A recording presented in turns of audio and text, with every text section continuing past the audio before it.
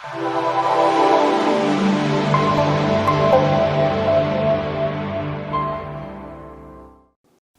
үнэлгээ хийх явцад бас зайлшгүй бодолцох зүйл бол энэ дотор агаарын чанарын асуудал байдаг. Яг хүн бол ерөнхийдөө ойролцоогоор нэг 13-аас 20 кг хүртэлх агаарыг өдөртөө хэрэгэлдэг, өөрөөр хэлбэл оруулаад гаргадаг гэсэн үг. Тэгэхээр энэ бусад хүчин зүйлүүдээс өөрөөр хэлбэл хоолч гэдэг юм уу, ус ундаанаас илүү бас хүн жохолчилж авч үзэх ёстой зүйл. Тэгээ агаар бол нөгөө нэг бидний яриад байдаг утаа бол зөвхөн нэг л хүчин зүйл, өөр маш олон бохирдуулагч бодисууд байдаг. Тэгэхээр тэр болгоныг бас бодолцож үзэж яавал би илүү цэвэр эрүүл орчинд байх вэ гэдгээ бодолцох ёстой юм. Тэгээ бид нар дийлэнхтэй дотор агаарын чанарыг үзүүлэхэд хит хитэн голлох үзүүлэлтийг авч үздэг. Мэдээж температур чиглэлгээсээ гадна яг утаатай холбогдоод хүссэн үсэгээ бид нар нарийн тоосонцор буюу PM2.5-ыг үздэг. За мөн түнчлэн дэгдэмхийн органик нэгдлүүд буюу VOC-г буюу тэрний зарим бүрдүүлэгч бодиснуудыг бас тухайлан авч үздэг. За энэ бодисууд маань үндсэндээ нөгөө нэг барилгад нэг ялангуяа дотор засалт хэрэгжилж байгаа шалны бакет, хулдаас гэдэг юм уу нөгөө имус будагнаас маань хамаарч байдаг. Тэгэхээр зайлшгүй бас энийг хэмжиж тодорхойлж нөхцөл байдлыг хянах ийм шаардлагатай байдаг.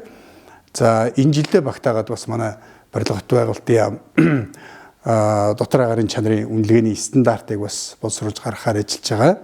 За яг одоохондоо бол үндсэндээ манайд яг барилгын дотор агаарын чанарт тохирсон үндэсний стандарт гэж байдгүй. Илүүтэй бид нар дэлхийн эрүүл мэндийн байгууллагын зөвлөмж болгосон эсвэл Европын холбоо, Америкийн нэгдсэн улсын дотор агаарын чанарын стандартуудтай харьцуулах байдлаар үнэлгээнүүдийг өгж явдаг. Тухайлбал энэ багж байж байна. Энэ багж бол дотор агаарын чанарын үнэлгээг хийдэг. Гэхдээ хийхдээ илүүтэй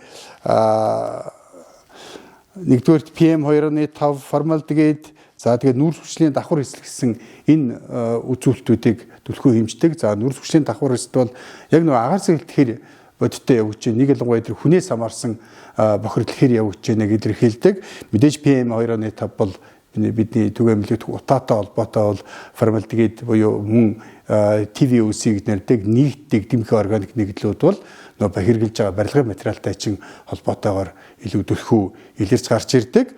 За энэс гадна бас засраг хөдөлгөлт бодисуудыг хэмжих ч гэдэм үү өөр олон төрлийн бодисуудыг хэмжих юм боломж болцоонууд бий. Гэхдээ зүгээр илүү хялбар хямд аргаар хэмжихэд бол энэ төрлийн багшнууд бол хангалттай хүртээмжтэй байдаа гэж ойлгож болно. За мэдээж яаж бууруулах вэ гэдэг асуудал гарна. Яг нарийн тоосонцор буюу PM2.5-ийн хувьд бол бид нар нэгэнт гадна орчноос хамааралтай учраас зайлшгүй шүүлтүр тавих гэдэг асуудал гарч ирнэ. Бусад бохирдуулагч бодисуудын хувьд бол ерөөсөө л агаар сэргэлт байдаг. Агаар сэргэлт сайн явагдах юм бол тэр бодисуудын агуулмжууд, өрөөнд доторх агуулмжууд буурч байдаг. Тэгэхээр манайхан нөгөө нэг утаанаас болоод цонхоо хаагаад байдаг асуудал маань эргээд бусад төрлийн бохирдол нэмэгдэх юм шалтгаан болдог. Тэгэхээр юу гэдэг цонхоо нээдэг, цонхон дээр харин тэр утааныхаа фильтртэй тэгээд заавал агаар орж ирж байгаа ч гэдэг юм уу. Иймэрхүү арга хэмжээнүүдийг төлөвлөж хийх ёстой маа. Өөрөөр хэлбэл би эрүүл барилга байна гэж байгаа бол зайлшгүй бид нар бас агаар сэргэлт гэдэг юмдаа нэлээд том анхаарал хандуулж ээж энэ олон төрлийн бохирдлыг бууруулах ийм арга хэмжээ авах ёстой шүү гэд. Яг хөө зүгээр энгийн байдлаар хэмжээд бид нар бас өөрсдөө ямархуу байдлаар үнэлгээ өгч болох вэ гэдэг дээр энэ ард дэлгэцэн дээр харагдж байгаа бах. Нэг ялангуяа эхнийх нь бол утаатай холбоотой буюу нарийн тоосонцрын асуудал байж байна. Дараа нь бол CO2 буюу нүүрс хүчлийн давхар хэсэл илүүтэй нөгөө хүн амьсгалаад гаргахтаа CO2 буюу нүүрслийн давхар хэсэлт ялгаруулдаг. Тэгээ тэрний ихсэх тусам хүнд илүү тав тухгүй байдал үүсгдэг. Ихсвэл мэдээж хүний эрүүл мэнд тортой байдаг. За түрүүний хэлсэн нөгөө дэгдэмхийн органик нэгдлүүд бол нөгөө барилгын материалаас ялгардаг.